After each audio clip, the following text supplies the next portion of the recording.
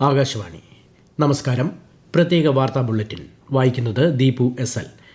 വിവിധ വിഷയങ്ങൾ ഉന്നയിച്ച് പാർലമെന്റിൽ ഇന്നും പ്രതിപക്ഷ ബഹളം. ലോക്സഭാ നടപടികൾ ഇന്നും തടസ്സപ്പെട്ടു.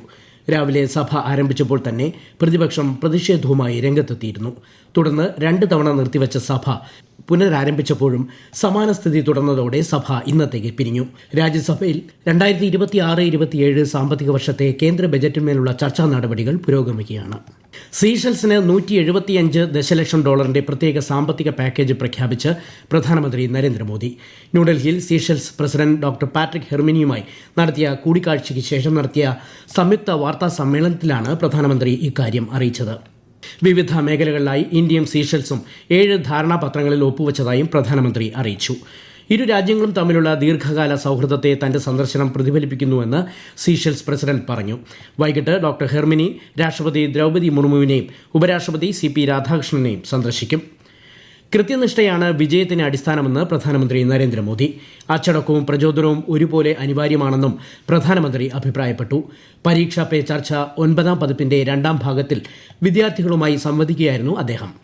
കലയും സൃഷ്ടിപരമായ താൽപര്യങ്ങളും സമ്മർദ്ദം കുറയ്ക്കാൻ സഹായിക്കുമെന്നും പ്രധാനമന്ത്രി അഭിപ്രായപ്പെട്ടു. സാങ്കേതിക വിദ്യയെ ഗുരുവായി അംഗീകരിച്ച് അതിൽ നിന്ന് പഠിക്കുകയാണ് വേണ്ടതെന്നും സാങ്കേതിക വിദ്യയ്ക്ക് അടിമകളാകരുതെന്നും പ്രധാനമന്ത്രി വിദ്യാർത്ഥികളോട് ആഹ്വാനം ചെയ്തു. തമിഴ്നാട്, ഛത്തീസ്ഗഡ്, ഗുജറാത്ത്, അസം എന്നിവിടങ്ങളിൽ നിന്നുള്ള വിദ്യാർത്ഥികളുമായാണ് പരീക്ഷാ പേ ചർച്ച 9ാം പതിപ്പിന്റെ 2ാം ഭാഗത്തിൽ പ്രധാനമന്ത്രി സംവദിച്ചത്. പരീക്ഷാ പേ ചർച്ചയുടെ അനുഭവങ്ങൾ ആകാശവാണി വാർത്തകളുമായി പങ്കുവയ്ക്കുകയാണ് തിരുവനന്തപുരം ആർമി പബ്ലിക് സ്കൂളിലെ വിദ്യാർത്ഥി സ്നേഹ S. നായർ. പരീക്ഷാ പേ ചർച്ചയുടെ 9ാമത്തെ എഡിഷനിൽ വിദ്യാർത്ഥികൾ ആദരണീയനായ പ്രധാനമന്ത്രി ശ്രീ നരേന്ദ്രമോദിയുമായി സംസാരിച്ചതിലൂടെ പരീക്ഷാ സമ്മർദ്ദം എങ്ങനെ തരണം ചെയ്യാമെന്നും നിയന്ത്രിക്കാമെന്നും വിശദീകരിച്ചു. പരീക്ഷാ പേ ചർച്ച കണ്ടതിനു ശേഷം എനിക്ക് വ്യക്തതയും ആത്മവിശ്വാസവും വർദ്ധിച്ചു. ഞങ്ങൾക്കുണ്ടാകാറുണ്ടായിരുന്ന പിഴവുകൾ തിരുത്താനും പഠന നിലവാരം മെച്ചപ്പെടുത്താനും സഹായകമായി. പരീക്ഷയെ അഭിമുഖീകരിക്കുമ്പോൾ എനിക്ക് ഉണ്ടായിരുന്ന ഭയം ഇല്ലാതായി. പശ്ചിമ ബംഗാളിൽ തീവ്ര വോട്ടർ പട്ടിക പരിഷ്കരണത്തിന്റെ ഭാഗമായി സ്വീകരിക്കുന്ന യോഗ്യതാ രേഖകളിൽ സ്ഥിരതാമസ സർട്ടിഫിക്കറ്റും ഉൾപ്പെടുത്താമെന്ന് കേന്ദ്ര തെരഞ്ഞെടുപ്പ് കമ്മീഷൻ.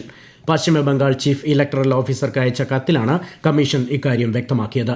സംസ്ഥാന സർക്കാർ നിഷ്കർഷിക്കുന്ന മാർഗനിർദ്ദേശങ്ങൾക്കനുസൃതമായി നിയുക്ത അധികാരികൾ നൽകുന്ന സ്ഥിരതാമസ സർട്ടിഫിക്കറ്റുകൾ മാത്രമേ സ്വീകരിക്കാവൂ എന്നും നിർദ്ദേശമുണ്ട്. കേരളത്തിൽ തീവ്ര വോട്ടർ പട്ടിക പരിഷ്കരണവുമായി ബന്ധപ്പെട്ട നടപടികൾ പുരോഗമിക്കുന്നു. ഈ മാസം 21-ന് അന്തിമ വോട്ടർ പട്ടിക പ്രസിദ്ധീകരിക്കുമെന്ന് മുഖ്യ തെരഞ്ഞെടുപ്പ് ഓഫീസർ അറിയിച്ചു. ആലപ്പുഴ ജില്ലയിലെ കുട്ടനാട്, അമ്പലപ്പുഴ, ഹരിപ്പാട് നിയോജക മണ്ഡലങ്ങളിൽ പരിഷ്കരണ നടപടികൾ പൂർത്തിയായി. ശബരിമല സ്വർണ്ണക്കൊള്ളക്കേസിൽ തന്ത്രി കണ്ഠരര് രാജീവരുടെ ജാമ്യ ഹർജികളിൽ തന്ത്രിയുടെ അഭിഭാഷകന്റെ വാദം പൂർത്തിയായി. മണിക്കൂറുകളോളം വാദം നീണ്ടു. പ്രോസിക്യൂഷൻ വാദത്തിനായി നാളെ വൈകിട്ട് 3-ന് കേസ് പരിഗണിക്കും. ശബരിമലയിലെ സ്വർണ്ണപ്പാളികളുടെ സാമ്പിളുകൾ വീണ്ടും പരിശോധിക്കണമെന്ന് ഹൈക്കോടതി നിർദ്ദേശം. നഷ്ടപ്പെട്ട സ്വർണത്തിന്റെ അളവ് ശാസ്ത്രീയവും കുറ്റമറ്റതുമാണെന്ന് ഉറപ്പിക്കാനാണ് പ്രത്യേക അന്വേഷണ സംഘത്തിന് കോടതി നിർദ്ദേശം നൽകിയിരിക്കുന്നത്. ഈ മാസം 19-ന് കേസ് വീണ്ടും പരിഗണിക്കും. സ്വകാര്യതയുമായി ബന്ധപ്പെട്ട നയങ്ങളിൽ 213 കോടി രൂപ പിഴ ഈടാക്കിയതിനെതിരെ മെറ്റയും വാട്സപ്പും സമർപ്പിച്ച ഹർജികളിൽ വാദം കേൾക്കുന്നത് സുപ്രീം കോടതി ഈ മാസം 23-ലേക്ക് മാറ്റിവെച്ചു. ചീഫ് ജസ്റ്റിസ് സൂര്യകാന്ത് ഉൾപ്പെട്ട ബെഞ്ചിന്റേതാണ് നടപടി. കോമ്പറ്റീഷൻ കമ്മീഷൻ ഓഫ് ഇന്ത്യയാണ് പിഴ ചുമത്തിയത്. കളമശ്ശേരി മെഡിക്കൽ കോളേജ് ക്യാമ്പസിൽ നിർമ്മിച്ച കൊച്ചിൻ ക്യാൻസർ റിസർച്ച് സെന്ററിന്റെ പുതിയ കെട്ടിടം മുഖ്യമന്ത്രി പിണറായി വിജയൻ ഇന്ന് നാടിന് സമർപ്പിച്ചു. ഉപകരണങ്ങളടക്കം 450 കോടി രൂപ ചെലവിലാണ് പുതിയ കെട്ടിടം നിർമ്മിച്ചത്. ക്യാൻസർ രോഗികൾക്ക് ആധുനികവും ഗുണമേന്മയേറിയതുമായ ചികിത്സ ലഭ്യമാക്കുക എന്ന ലക്ഷ്യത്തോടെയാണ് കേന്ദ്രം സ്ഥാപിച്ചത്. അന്താരാഷ്ട്ര ഫോക്ക് ഫെസ്റ്റിവൽ ഇന്ന് തിരുവനന്തപുരത്ത് സമാപിക്കും. വൈകുന്നേരം 6 മണിക്ക് തൈക്കാട് പോലീസ് പരേഡ് ഗ്രൗണ്ടിൽ നടക്കുന്ന സമാപന സമ്മേളനം മന്ത്രി R. ബിന്ദു ഉദ്ഘാടനം ചെയ്യും. തുടർന്ന് ബ്രസീലിയൻ സാമ്പ നൃത്തവും സ്പാനിഷ് ഫ്ലെമിംഗോ നൃത്തവും പ്രദർശിപ്പിക്കും. കേരള ഫോക്ലോർ അക്കാദമിയുടെ നേതൃത്വത്തിൽ സംഘടിപ്പിച്ച ഫെസ്റ്റിവൽ ഈ മാസം 5-നാണ് ആരംഭിച്ചത്. കേരളത്തിൽ പകൽ താപനില ഉയരുന്ന സാഹചര്യത്തിൽ ജനങ്ങൾ ജാഗ്രത പാലിക്കണമെന്ന് സംസ്ഥാന ദുരന്ത നിവാരണ അതോറിറ്റി. ഇത് സംബന്ധിച്ച ജാഗ്രതാ നിർദ്ദേശങ്ങൾ പുറപ്പെടുവിച്ചു. സൂര്യാഘാതം, സൂര്യാതപം, നിർജ്ജലീകരണം തുടങ്ങി നിരവധി ഗുരുതരമായ ആരോഗ്യ പ്രശ്നങ്ങൾക്ക് ഇത് കാരണമാകുമെന്നും മുന്നറിയിപ്പുണ്ട്.